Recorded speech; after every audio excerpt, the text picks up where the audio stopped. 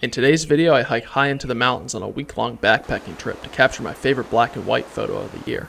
You'll learn my 5-step black and white photography system, teaching multiple techniques that I've never seen taught on YouTube before. The number one first thing, and this is what I always used to make a mistake with, is I would come home from a trip, I would look at my color photos, and if they didn't work in color, and I wasn't sure why, I would just click the black and white button and be like, okay, does this work in black and white? And this ended up being a huge failure mode because I would not be out shooting for black and white in the field. So what I like to do now is I actually use what's called color harmony to determine if I should be shooting black and white or color. So you guys can check out my color theory video, my color theory photography guide. But essentially what color harmony is, in any landscape, you may or may not have potential colors that look really nice together. So if you look at your RGB color wheel, you can just Google RGB color wheel on the internet and find one. I used to carry an RGB color wheel with me laminated in my camera bag until I memorized it. But on the RGB color wheel, if you look at colors that lie directly across from each other, these are called complementary colors, and they work really well in photography. You also what's called triadic color harmony, and these are in a triangle across from each other. There's a few others that I also cover in my guide. But when I'm out shooting any landscape in the field, the first thing I'm doing is I'm scanning for any color harmony. And if there's not any color harmony, then it's probably going to be a black and white shot. If there is color harmony, then it's probably going to be a color shot. And one of the really nice features of Photoshop is you can pull up this color wheel right here. This is the RGB color wheel. It's just under View, or I should say Window, and then Color right here. And you can put it wherever you want. This is where I like to keep it. Then you can just sample your color dropper tool. And I can see that the main color in this image is blue. In the color harmony, this is just called the key color. So you can just sample blue somewhere. You can see that blue is right here on the outside of the hues. If I had a lot of yellow in this scene, it might work because that's a complementary color directly across from it. But I can see the only other color that I really have in this scene is a whitish blue or a greenish blue. So I have no color harmony going on here. So that says this should be a black and white photo because I do have good diffuse light and nice depth in the scene. So taking a look at another raw file here, I'm just gonna grab my color picker, and you can see that this raw file does have color harmony. So it's gonna work great for color. If I pick the most dominant color in the scene, or the key color, it's probably yellow. So if I sample it, you can see that I also have blue, which is directly across from this, and that's found up in the sky here. So this is a really nice color harmony. You could also say this is a triadic color harmony, meaning it has blue and yellow, but it also has something at 90 degrees across from it, which is green, and you can see the green down here. So you could use this as a triadic or a complementary color harmony. But like I said, download that PDF guide. It covers all my color harmony stuff, and you can take it out shooting with you. Along with having color harmony or not, if you don't have good light on the landscape, you're just not gonna get good landscape photography. So what I'm talking about with good light, you can see right over there where all that snow's dumping. That's really nice light. All the snow right back there in the mountains is really nice light. You can see there's some dappled light on the mountains over here. So a few good things to look for when you're looking for good light. You want it to be very diffuse. If we look at today, you can see the sun's up here behind some clouds, and it's almost like a light box effect down on the landscape because it's not directly hitting all that stuff. It has to filter through clouds first. And this gives a really 3D visual effect to the landscape. And this is very important for landscape photography because when people are looking at your photos, they're seeing them in 2D, and without light on the landscape, it's impossible to tell the depth. So when you have diffuse light, you're gonna get what's called dappled light. So you can look back there on those peaks and you can see how it's hitting some part of the peaks intensely, some part of the peaks not at all, and then some part of the peaks kind of in the mid-tones value. So you have all these different variations of light, and that allows your eyes to see depth. A good way to think about this, if you're in a room where it's completely dark, you can't see any depth. You can't even see your hand. If you're also in a room that's extremely, extremely bright, almost pure white, you also can't see any depth. So the depth perception of your eyes comes from having all these different variations of light. So you have darks, lights, midtones, brights, and everything else in between. So let's take a look at this process black and white image and talk about diffuse light and light dappling the landscape. So I took this out in Death Valley where there's this huge thunderhead you can see rolling through. And what I really liked about this is you have this foreground down here, and the foreground has a lot of tonal variation. So you have spots that are very bright, and then it goes to very dark, and then it goes to bright, dark, bright, dark. And wherever your eyes start, it's going from bright to dark to bright and moving them back into the scene. So same here, dark to bright to dark to bright. And you can bring that out in photo editing as well, which can be super useful. You can also see in the back part of the scene here, as it moves back into the scene, it's getting less and less sharp. So you can see the foreground here, I keep it very sharp. And as I move back into the scene, as it gets less sharp, it's going to show a lot of depth in the scene. And you can also see this light dappling the landscape. So it's light over here, dark here, light here. And then I have dappled light up here in the clouds as well, so working with contrast. So having the variation between sharp to more diffuse or light to dark to light is really going to help the eyes to move through the scene. Now the goal here is to have this soft diffuse light that's coming down here, and it's the middle of winter, so up here in the northwest the sun never gets very high in the sky.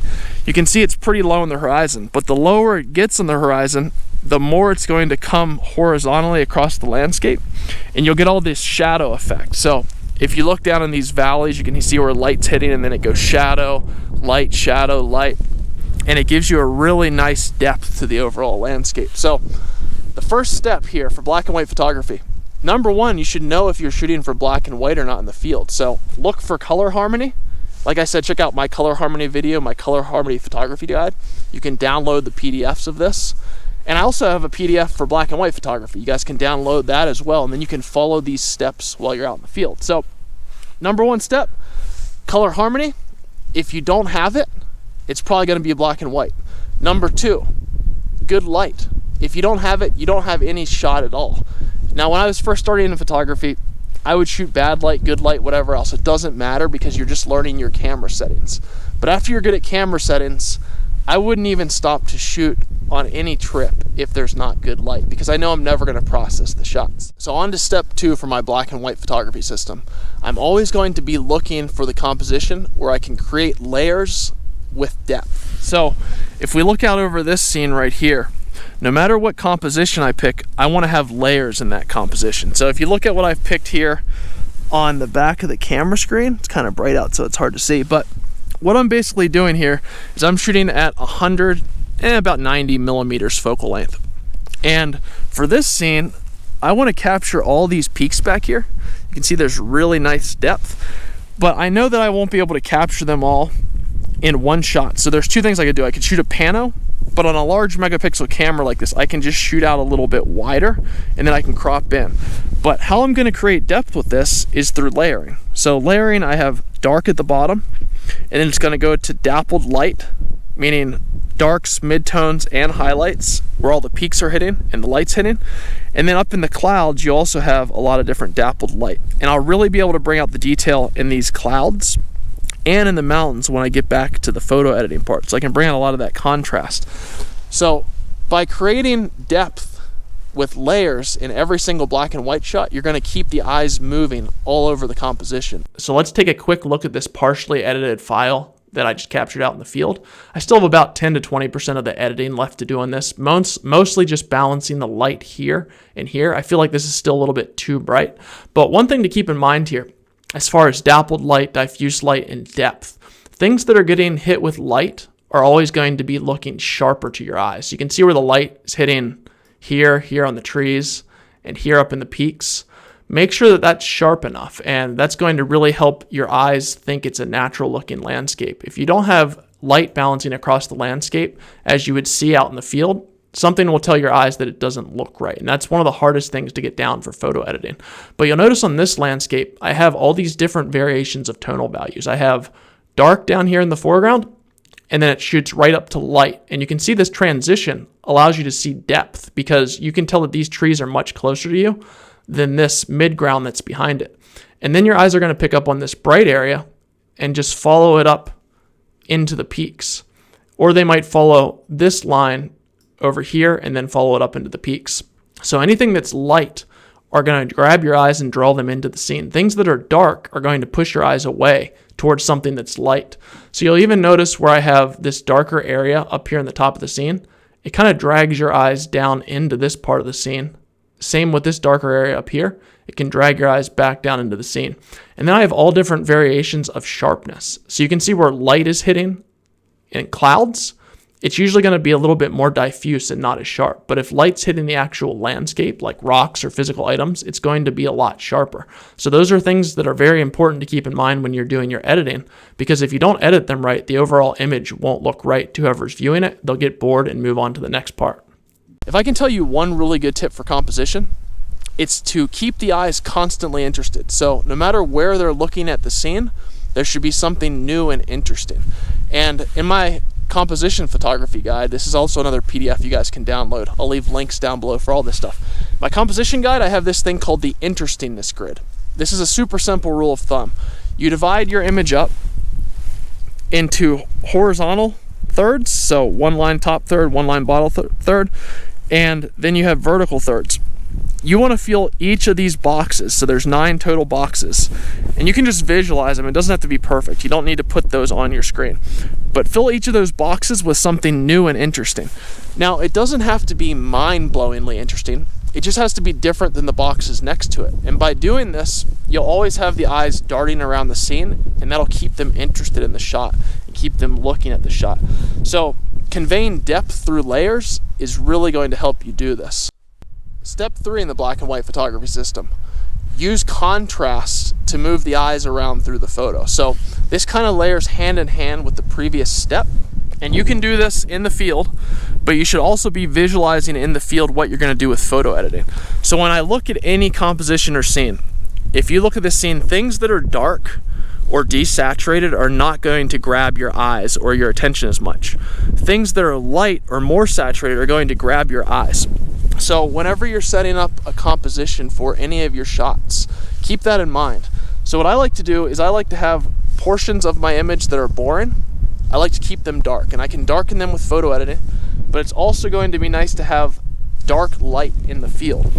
So if I look at this composition on the back of my screen, all these trees down in the foreground, they're not that interesting, but they do show scale. So especially these trees down here in the foreground here, without those trees, it's hard to see how big these peaks are. I've actually climbed all those peaks back there. Really nice climbing, but something to show scale. And it can be dark because it's not mind-blowingly interesting. But dark to light to dark transitions are going to create contrast within the image. So if you have something that's contrasted in the dark, behind it have a layer that's light, then dark, then light. And this is another way that's really going to move your eyes through the photo. So, like I said, things that are darker aren't going to grab your eyes. If you have that in the bottom, have the next layer be something that's lighter. And with really nice light like we're seeing roll through here right now, that's easy to do. So look for environments like this that are conducive of contrast that are going to move your eyes through the photo. So taking a look at this shot, you can get a really good idea how contrast can be used in a scene. And always remember, white is going to attract your eyes, black is going to push your eyes away, and the balance of both of them is what you're going to use to move people's eyes through the scene. So things that are boring, I like to keep fairly dark, but you can use these boring items to lead the eyes into the more interesting items. So you can see that this area here, they're essential to the shot, but they're both very boring. There's nothing that screams for you to look at it in there. So I kept them fairly dark, but by keeping them dark, they help to lead the eyes down from the edges right here into the scene. And you also notice that I used layering here. So where it was dark, I went directly to a brighter tonal value right behind it, and that allows you to see depth in the back part of the scene.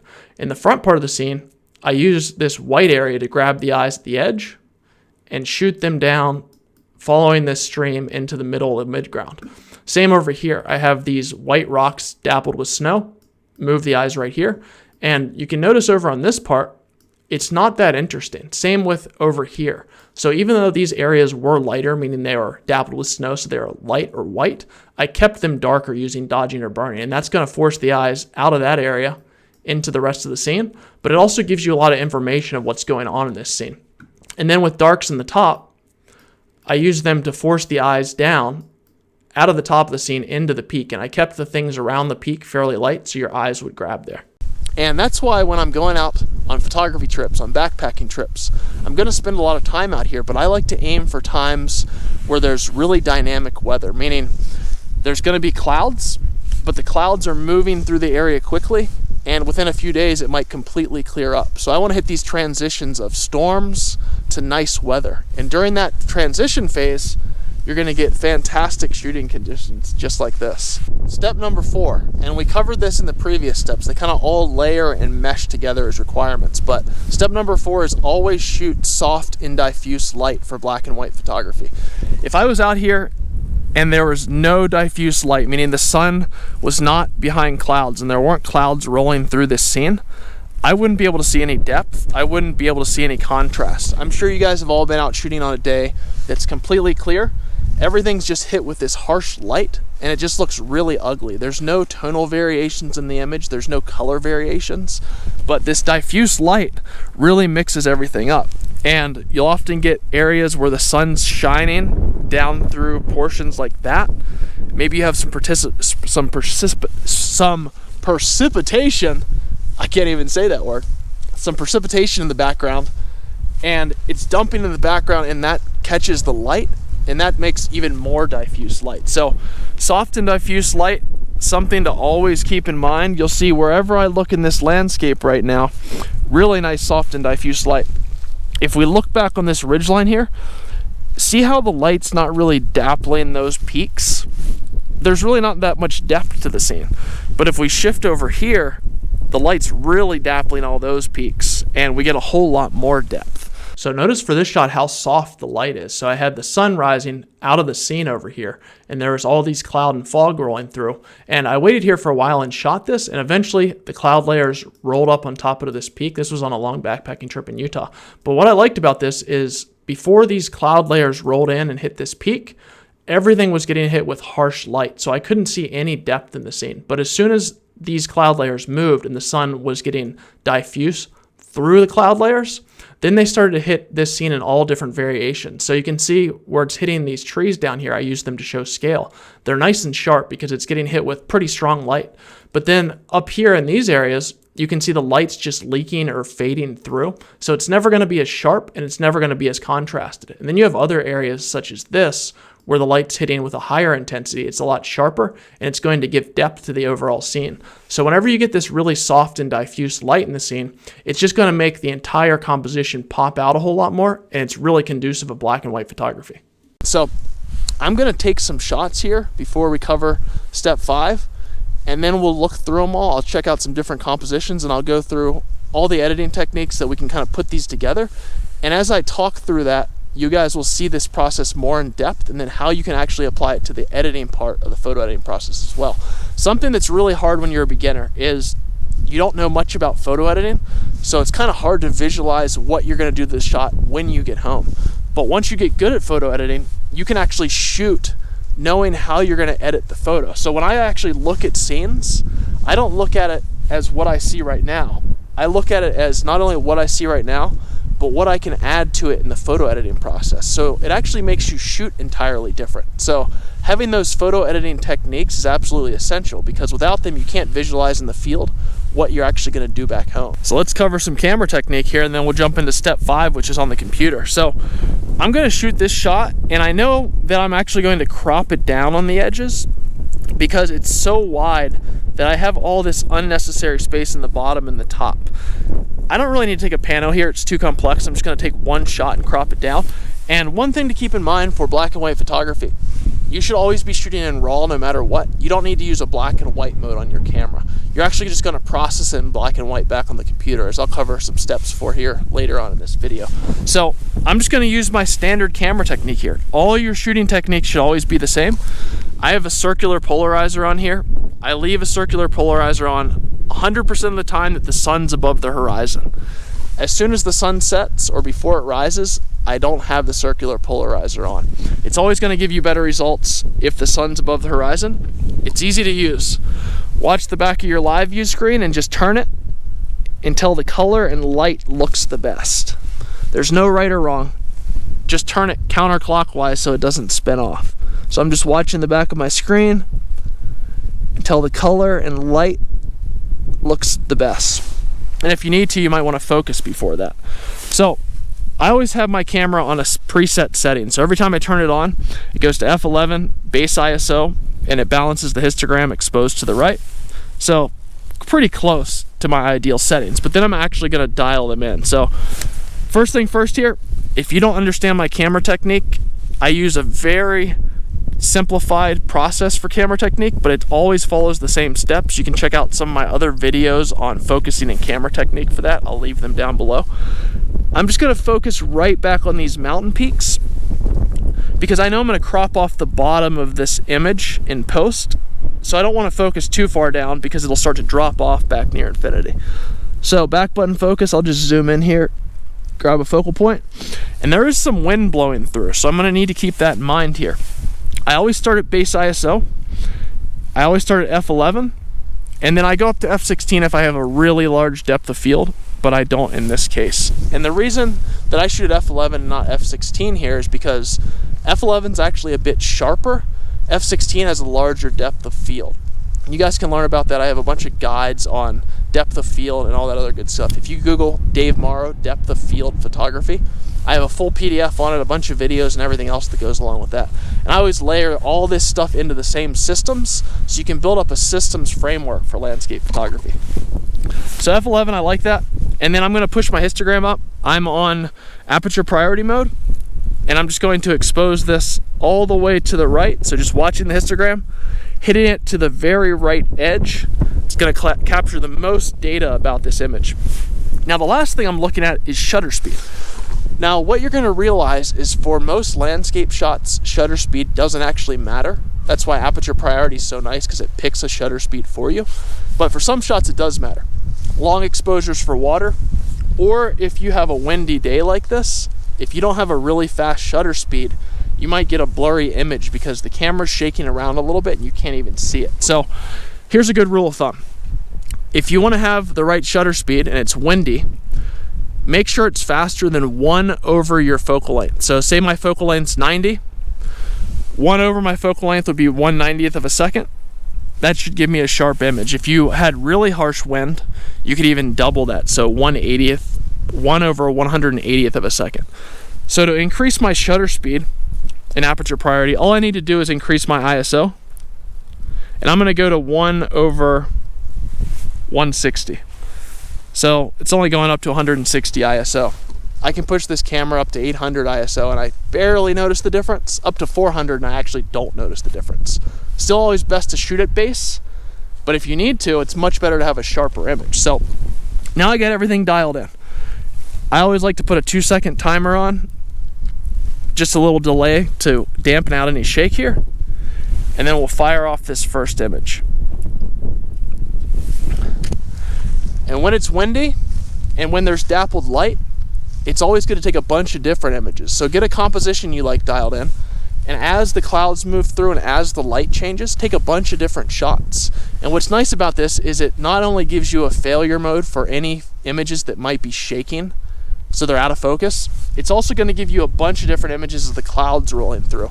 And you may find when you actually get them on the large computer screen, you end up liking one way more than the others or two way more than the others. And if you don't take a bunch, then you don't really have those to choose from. So when the light's dynamic and changing, take a bunch of the same composition and then move on to a new composition and do the exact same thing and really take your time on these compositions. After I take the shot, a few things. I like to put the highlight blinkies on. This is a JPEG representation of the RAW file, so this isn't actually going to clip the RAW file. Less than 5% blinkies, you should be fine. I'm going to check my histograms. RGB, red, green, and blue. I want to make sure none of them are clipped. Always make sure to check your red, green, and blue histograms, because it can happen that your RGB histogram isn't clipped, but one of the color channels might be. So always check that. And then I'm going to check my focus point. So I just have this OK button, zoom in at 100% on the image review. It looks sharp. I'm going to check the furthest thing down on the bottom of the scene. Make sure that's sharp. And I'm going to check the furthest thing away in the scene, which is actually sharp. So that far ridge line. And that looks sharp as well.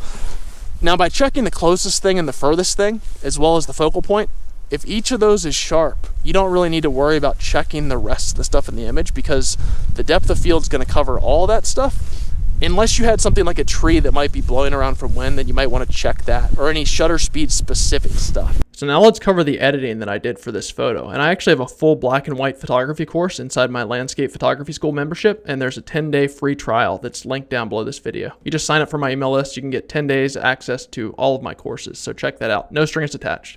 So everything within black and white photography for photo editing is either dodging or burning. There's nothing else. You can only dodge a pixel, meaning to brighten it, or burn a pixel, meaning to darken it. So you'll see why I have this crop up here in a second. I've taken off all of my adjustments and we'll just build up from the very bottom. So I have my base layer here, which is just my raw editing adjustments that I did to the photo. I just do a raw conversion in Adobe Camera Raw for black and white, just 1 or 2 button clicks. I cover that in my course as well, super simple to do. The next thing I'm doing with this next layer is just a gradient mask, and I'm just darkening the top part of these clouds. Just shifting the histogram to the left for those parts. Next thing I'm doing is just brightening using basic levels and then a mask. So the next step after that, I decided to fix these mountains. And you'll notice if you look at the mountains on the outside of any wide angle lens, it's going to compress them down. So what I like to do is I like to bring them back up to what I saw while out there shooting. And this is just a free transform that I do. I have a full blog post that has some of my favorite editing tips, and I will leave that for you guys. It's called Top 5 Essential Editing Tips for Landscape Photography or something like that, but it covers how to do this. All I do is just stretch the mountains up, not bigger than they were, but back to where they were. Remember, the wide angle lens is always going to shrink down peaks. You can see how compressed they are. Things in the center stay pretty much where they were, but everything else becomes compressed.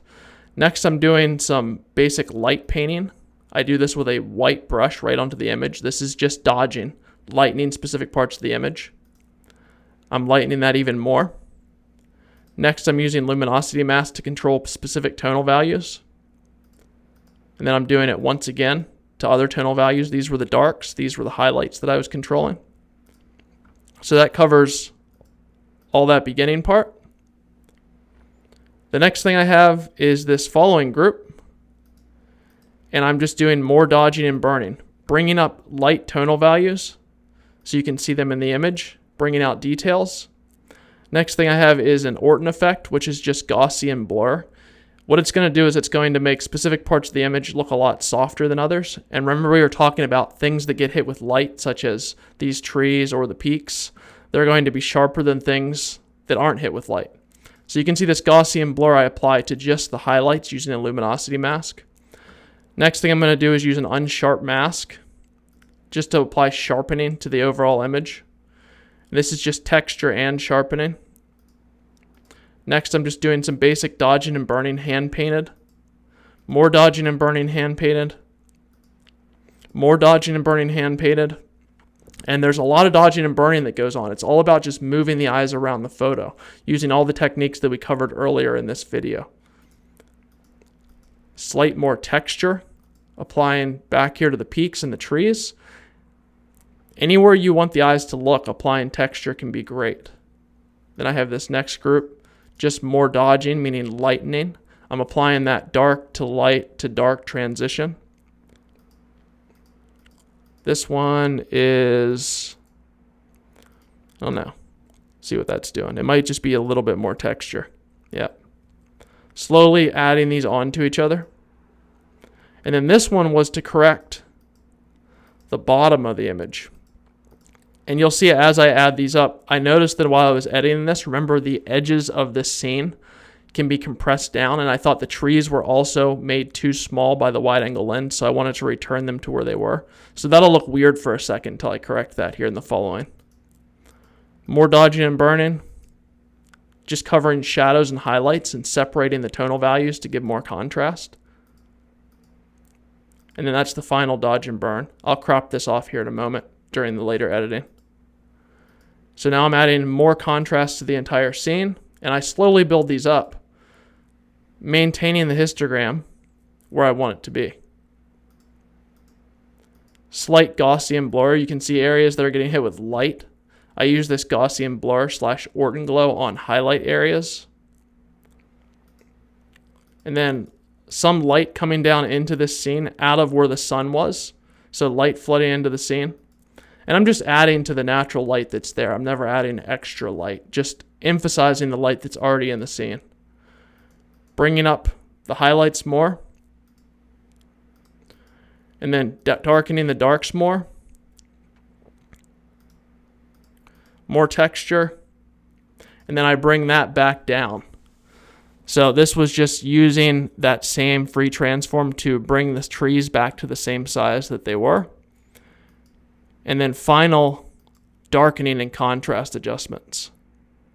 So you can see that's a lot of different adjustments there. But once you get good at black and white photography, you're able to kind of see what needs to be added where. And you can see the beginning here. That's the image I started with. And there's the final edit.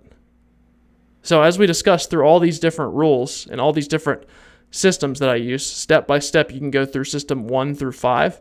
5 is just going to be the photo editing process, and it's always the hardest to learn. You're going to have to edit hundreds of black and white photos, and you'll be able to slowly turn something that you see in the field. I knew that there was good light in this. I knew that there was a potential good shot, but you also have to be able to see where to add and subtract the light, meaning to dodge and brighten or to burn and to darken. And over time, you'll get better and better black and white photos out of these and start to create some stuff you really like. So thanks for watching, guys. Like I said, there's a bunch of PDFs and links to free trials of my black and white photography course and a bunch of other courses down below. I have 35 courses in my landscape photography school now. Try it out for 10 days for free, no strings attached, and I'll see you guys next time. Thanks for watching.